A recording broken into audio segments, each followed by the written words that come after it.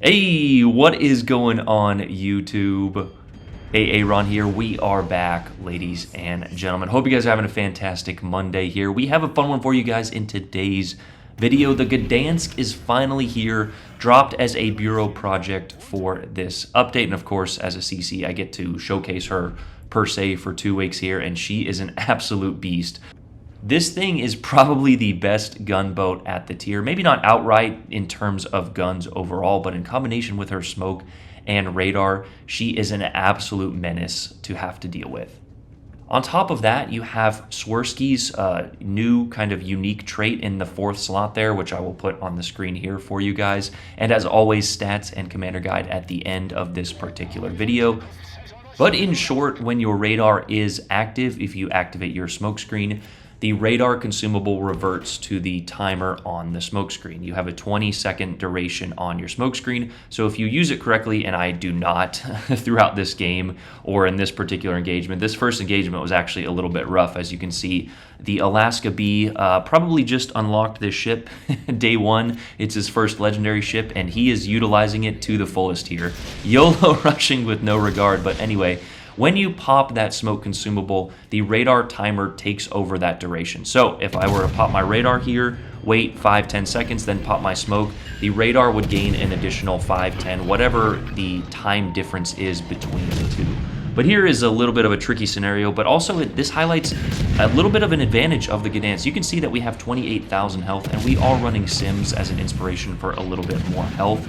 So you can take a few of these salvos. Now, granted, this situation right here is not a situation you want to find yourself into often, but with a quick succession of gun hits and minimal focus fire from our team. Did you notice how everyone shot at me, and I have 4 ships back there, and this Holland is still alive?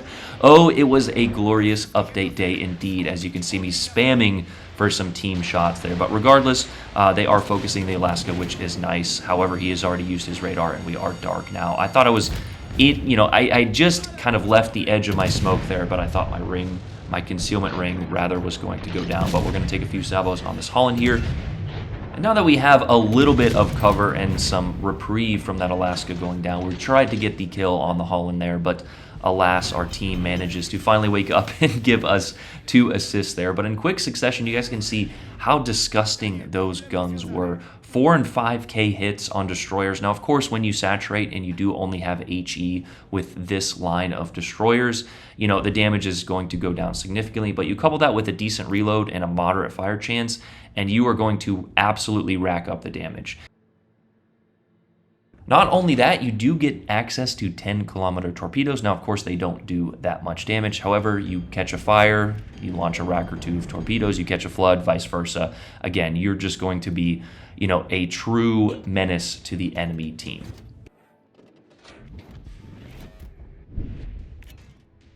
Not only that, you do get access to 10-kilometer torpedoes as well, which if you can manage to catch a ship on a damage con, get them permanent flooded or permanent fired, of course, just more damage for the damage counter. Here we're trying to get a few cheeky salvos on this Kleber, and at this point I noticed that our destroyer died on the right flank, and we have a few battleships over there, and our team is making an aggressive push with a destroyer on this side, and that is why I decide to reposition here. Again, talking about strategy, tactics, tactics per se, in a standard lobby, and we actually have a beautiful game, 2 out of 3 beautiful games coming up for a video for the Ocean Cup. When you're playing in standard, with randoms, you have to throw out a little bit of that strategy essentially and basically just go where your team is not. As you guys can kind of see on the mini map right here, our team has a pretty big void on the right side of this map. So we have our engine boost active, and that is what we are going to do. I was contemplating going up the middle in this situation, but even with access to the radar and the smoke consumable, it's just never really a good idea to go up there without much team support. And we were right in our assessment, as there was actually a Ruprecht sitting at the mouth of that channel. I'm not sure why he didn't go down the middle, but alas, you will see him pop up here kind of in reverse at the mouth of the channel towards their base.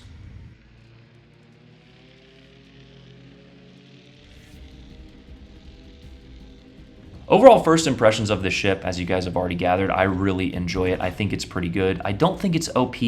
Again, we could maybe adjust the radar by 500 meters or a kilometer or so, but It's going to take some getting used to. The reason that you see, newer ships doing well is sometimes players don't know how to counter them, right? And as you guys saw, with a little bit of focus fire, this thing doesn't have the best acceleration, so you can and will get absolutely blapped if you catch yourself in the wrong position.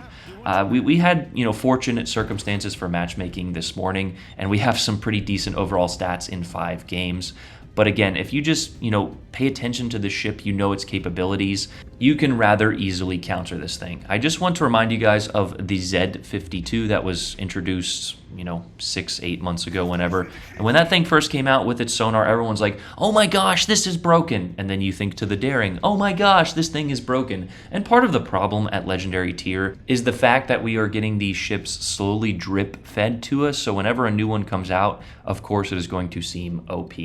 But anyway, here, let's go ahead and focus on this next engagement. As you guys can see, there was a few torpedoes headed towards those battleships. There was a destroyer last spotted over there to the right.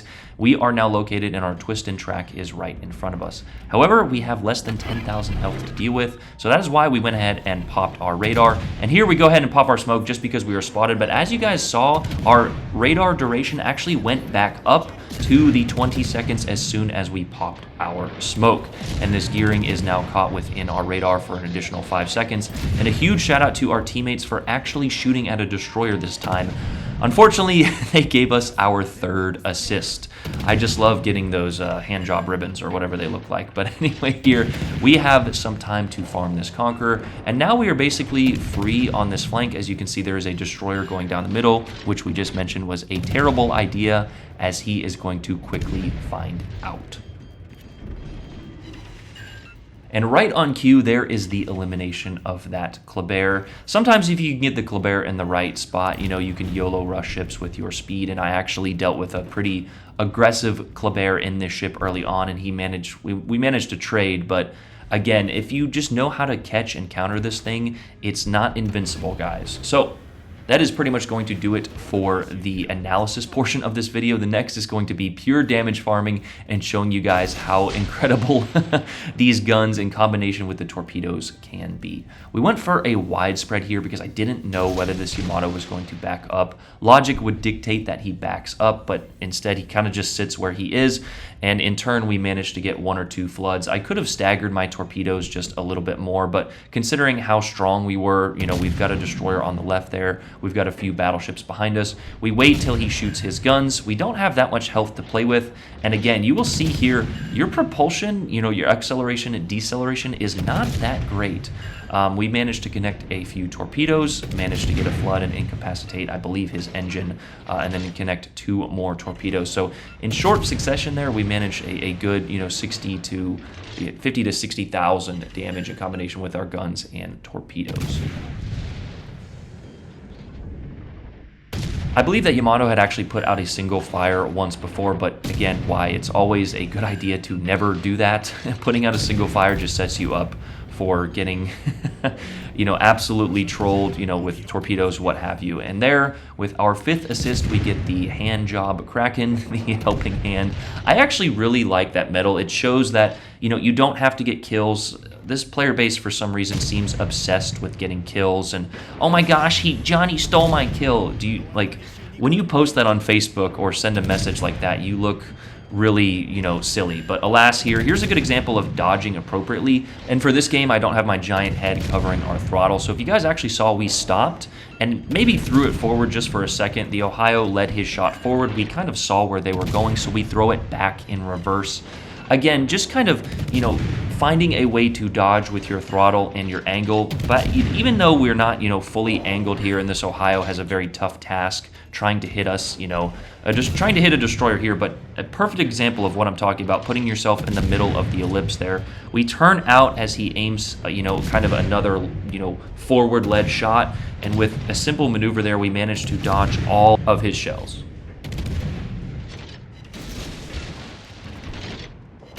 And unfortunately for him, my team is right there, so he either has to give us broadside or them broadside, so we're going to sit over here on the flank, utilizing this little bit of island cover, catching a fire on him, just enough actually for the high caliber, and we actually managed to get a witherer throughout this game. So the floods and fires that we got on those other ships did manage to count. There's the high caliber, and I think shortly after here we do manage to get the witherer.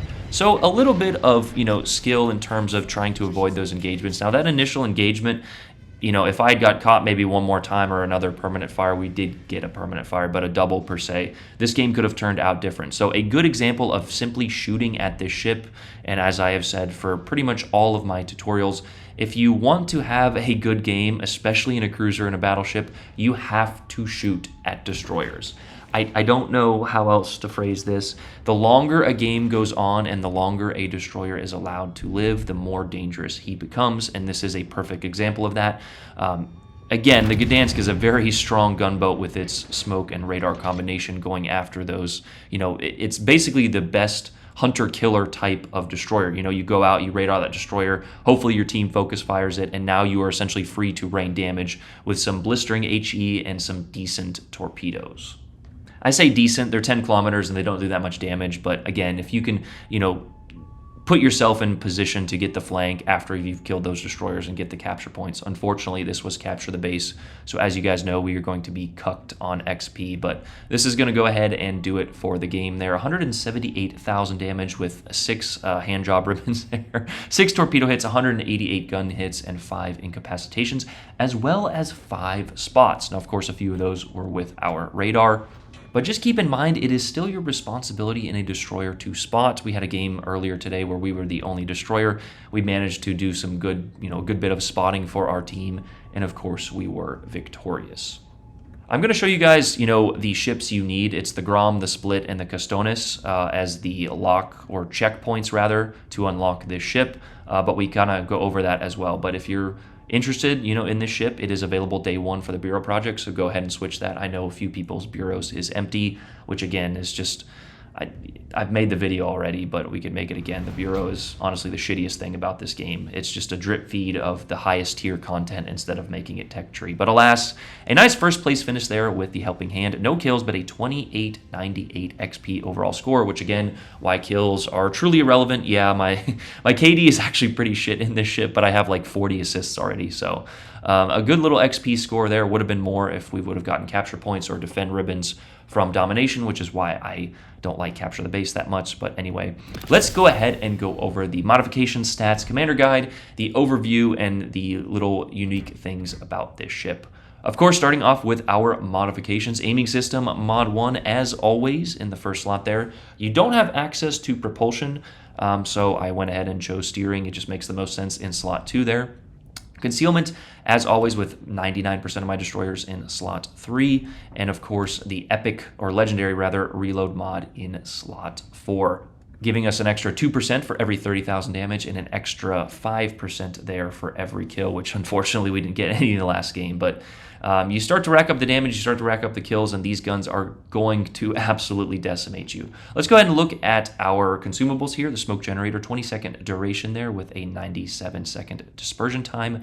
Your engine boost is nice, giving you an extra little bit of speed there. You can switch it out for the defensive AA, but honestly, I don't see the need unless you're going with a carrier and your AA is actually pretty bad. 9-kilometer radar there for 15 seconds, and in combination with your smoke and the unique trait that Swirsky offers, you can get approximately up to a 30-second radar, 35 if you play it correctly. But anyway, let's go ahead and go over the stats here. 28,000 health, and that of course is with Billy Sims as an inspiration. 1x1 in the back there, and 3x2, 139mm guns with an 11.4 kilometer firing range and a 4-second reload. 2x5, 533mm torpedoes with 115-second reload time, 11.2 max damage, a 10-kilometer range, and an 82 knot speed. So again, the torpedoes mid, they're not the worst thing, certainly not the best thing though. Your AA is simply there. I don't think your main guns are dual purpose, so you're missing out on a good bit of that, but just don't get, dropped by a carrier too often. Maneuverability is pretty decent, 44.3 top speed with an 810 turning circle at 3.8 rudder shift. Your turning circle is a little bit larger for a destroyer, so as long as you can manage to not turn into an island, you should be okay. 5.5 concealment. Again, we did have Swirsky and of course concealment mod and the historical camo, so I think you can get that down even lower with Bay, but if you're playing all of your destroyers with triple concealment, you're probably not, a super great destroyer player. But anyway, here is our stats with 4 games. Yeah, this thing is pretty gross. And I'll go ahead and throw up my stats after 5 games. Of course, 5 games is not enough to make a full assessment on any ship. That's very cherry-picked per se, but we had a good bit of games this morning. But the average XP and even average damage is still pretty decent, with some pretty good main gun accuracy. Actually, the torpedo actually is pretty good for me.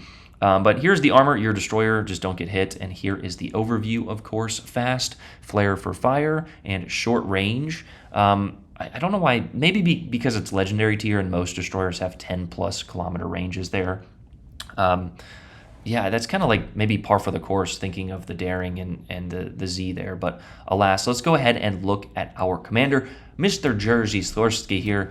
Probably, honestly, one of the best overall commanders in the game, of course, with his main perk, Hide and Seek there, giving you that additional concealment. Observant Rage in the first slot.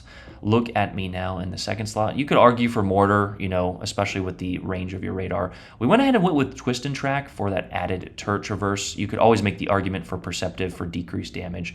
And the 4th perk here is the one that really makes the money. Fox Flare, the main battery reload time while radar is active, and then you can see the subplot of that. The radar duration matches smoke generator action time if the latter is longer. When I first read this, not only is it a tongue twister and of course unstoppable with, as we mentioned, Bay and Mordov as our inspirations for reload and health, but just as I was trying to explain during the game, if your radar is active, right, and then you pop your smoke screen, whichever is longer, it's going to take up that time. So as you guys saw in the game, and I will try to put up a better example, our radar time went up to 20 seconds as soon as we popped our smoke. Now there, I believe, is a known bug for this particular perk and series of events. So if it doesn't always work, then I believe Wargaming is going to work on it in 8 to 10 business years, but alas, that is what it is meant and supposed to do. A very strong perk, and I honestly think it needs to be, adjusted because it is so niche for one particular ship, or one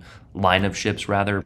That is the first look at the Gdańsk though, and there, as we were talking about, the Grom, the Split, and the El Katsonis are the ships that you need for the checkpoint stages, and honestly, I think that is a beautiful idea. We have people playing Shimakaze who have never played at Katsuki, so anyway, that's just going to be the nightmare that is, and will probably always be legendary tier. But this is the first look at the Gdańsk there. Let me know what you guys think in the comments below. Did you enjoy this? I've seen a few other videos already this morning, and it looks pretty spicy. So we'll try and get a nice little world record or XP record or something here in these next upcoming weeks. So if you see me out there and you're on the enemy team, let me sink you. No, I'm just kidding. Love you guys. Have a great day. Yeah, see you guys tonight on stream for potentially 31 shots. No, I'm just kidding. But anyway, love you guys. I'm out. Peace.